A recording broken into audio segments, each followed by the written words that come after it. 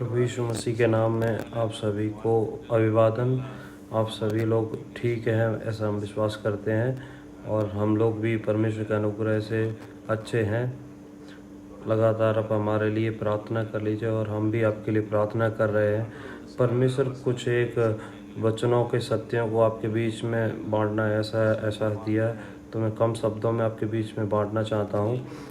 परमेश्वर के विश्राम में कैसे प्रवेश करना है और अगला उस विश्राम में से किस प्रकार से हमें क्रिया करना है, वो कुछ कार्यों को परमेश्वर के वचन से मैं आपके बीच में बांटना चाहता हूँ। इब्रानियों 4 अध्याय उसके पहले वचन में हमें एक वायदा वचन दिया गया है, एक प्रतिज्ञा दी गई है। परमेश्वर के विश्राम में प्रवेश करने के बारे में एक प्रतिज्ञा दी गई, उस 4 अध्याय उसके पहले वचन में दिया गया है। अगर उस वचन को आप लगातार पढ़ेंगे तो प्रभु भी, परमेश्वर भी विश्राम किया, वैसे ही हमारे लिए भी एक विश्राम एक जगह है। वैसे परमेश्वर चाहता है कि हम लोग भी विश्राम पाएं। लगातार हम वचन को देखेंगे तो ये जो विश्राम जो है, ये कुछ लोग क्या बोलते हैं कि स्वर्ग में दिया जाएगा, वो विश्राम है, इसके बारे में बोलते हैं। लेकिन क्या है कि देखिए, हमें विश्राम जो है स्वर्ग में ही जाकर मिलना है ऐसा नहीं है, लेकिन इस भूमि में भी हम परमेश्वर के विश्राम को प्राप्त करके जब हम क्रिया करेंगे, ऐसा परमेश्वर चाहता है। तो यही जो है वो किस प्रकार से हम उस विश्राम में क्रिया कर सकते हैं, उस सत्यों को मैं आपके बीच में बांटना चाहता हूँ। पहला जो है, विश्राम कैसा रहेगा। तो परमेश्वर के विश्राम में मैं हूँ तो हमारा मन का स्वभाव कैसा रहेगा, हमारे हृदय की स्थिति कैसी रहेगी। तो मैं अगर कम शब्दों में बोला जाए, कैसे समझ सकते हैं कि परमेश्वर की शांति हमारे अंदरूनी मनुष्य को भरे हुए रखेगी। परमेश्वर के अंदर हमारे अंदर एक उत्साह रहेगा। और हम कैसे जान सकते हैं कि परमेश्वर के विश्राम के अंदर हैं, हमारे अंदर शांति है क्या, हमारे अंदर वो शांति कितने हद तक दिखाई पड़ती है, और वो कैसा एक जगह रहेगा, परमेश्वर की उपस्थिति से भरा हुआ जगह रहेगा। वहाँ पर भय नहीं रहेगा, चिंता नहीं रहेगी, वो शांति से भरा हुआ एक जगह है। तो इस शांति की भरपूरता के साथ रहते समय इस स्थान से ही तो हम उसकी क्रियाओं में हम क्रिया करना है, परमेश्वर चाहता है। तो इसे हम थोड़े सोच कर देखना है और हम अपने आप को जांच कर देखना है।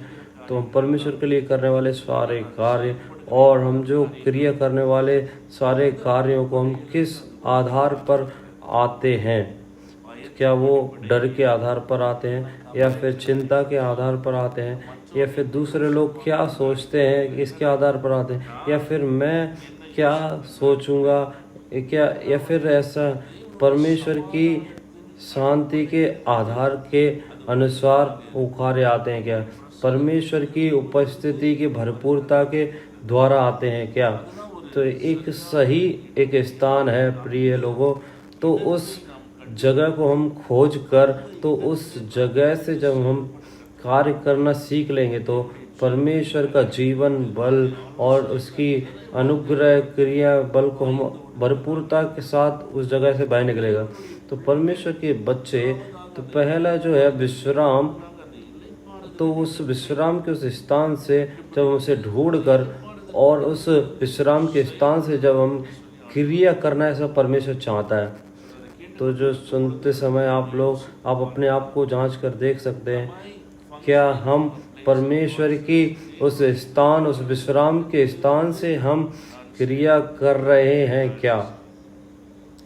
तो वो जो विश्राम है वह कैसा रहेगा, तो मैं पहले ही बोला हूँ कि परमेश्वर की शांति से भरा हुआ एक जगह, परमेश्वर का वो मन के अंदर वो एक स्पष्टता, तो ऐसी एक जगह। तो इस जगह से हम कैसे प्रवेश कर सकते हैं। सारे आप कोशिशों को करिए, आप इस विश्राम में प्रवेश करने के लिए सारी कोशिश करिए, ऐसे इब्रानियों में बोलता है। तो इस जगह पर कैसे प्रवेश कर सकते हैं, तो इसके लिए मैं कुछ बहुत मुख्य सत्यों को मैं कम शब्दों में बोलना चाहता हूँ। पहला जो है कि हमें अगर इस जगह पर प्रवेश करना है तो प्रभु यीशु मसीह इस जगह पर विश्राम में प्रवेश कर चुका है, वो पहले से ही कर चुका है। तो वो एक प्रकाशन, एक हमारे अंदर ये उजाला रहना है। वो इफिसियों 1 अध्याय उसके 20, 21, 22 और 23 वचन को पढ़ेंगे तो परमेश्वर की सामर्थ वो हमें ऊंचाइयों में पिता परमेश्वर के दाहिनी ओर हमें बिठाया है। तो ये हमारे अंदर पहले हमें मन में सोच लेना है, सबसे ऊंचा प्रभु यीशु मसीह बैठ गया है, उस जगह ऊंचाई पे जाकर बैठ गया है। तो इसलिए उसके लिए अभी कोई दूसरा काम नहीं है। तो देखिए वो पहले से ही ऊंचाई में बैठा हुआ है। अगला जो 22 वचन में, और उसके अंदर सब कुछ उसके अधीन कर दिया गया है। देखिए बीत गया है, ये बीत गए काल में लिखा हुआ है। देखिए सब वो बैठ गया है और सब कुछ उसकी प्रभुता के अंदर है। और अगर 23 वचन को पढ़ेंगे तो वो सब कुछ को भरने वाला प्रभु है, ऐसा वचन लिखा हुआ। तो पहला मैं बोला कि वो बैठ गया है, और दूसरा परमेश्वर के दूसरी जो बात है वो सब कुछ उसके अधीन है। तीसरी जो बात है वो सब कुछ को भरपूर करने वाला वह है। यही वचन को अगर लगातार एक और वचन को अगर हम देखेंगे तो इफिसियों 4 अध्याय 9 और 10 वचन में देखिए सारे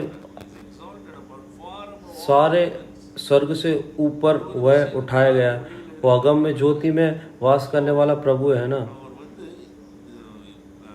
भजन संहिता में इस प्रकार से लिखा हुआ है, परमेश्वर की महिमा स्वर्गों के ऊपर, आकाश के ऊपर है। तो वो सारे आकाशों से ऊपर उठाया गया है प्रभु यीशु मसीह। क्यों उठाया गया है? कि सब कुछ को भरने के लिए। तो वह उठाए जाने का कारण क्या है? कि वह सब कुछ भर सके। तो इसमें हमें समझने वाला सत्य क्या है? प्रभु उठाया गया है, तो वह उठाए जाने का मतलब क्या है? कि सब कुछ उसके अधीन है। तो उसके अधीन होने के कारण और सब कुछ अधीन कर दिया गया है, इसलिए वो सब कुछ को भरता है। तो इस एक क्रम अनुसार को हमें याद रखना है। तो बाद में हम याद रखेंगे तो फिर हम और आगे देखेंगे कैसे ये सब कुछ परमेश्वर की प्रभुता के अंदर आता है। तो व्यक्तिगत रूप में ये जो सत्य हम अपने व्यक्तिगत जीवन में अनुभव करना है। इफिसियों 2 अध्याय में किस प्रकार से प्रभु यीशु मसीह सब कुछ उठाकर वो दाहिने हाथ में बैठा है। तो इस विश्राम में हम कैसे प्रवेश कर सकते हैं? प्रवेश कर लिया गया है बाइबल कहता है, लेकिन हम व्यक्तिगत रूप में कैसे प्रवेश करना है?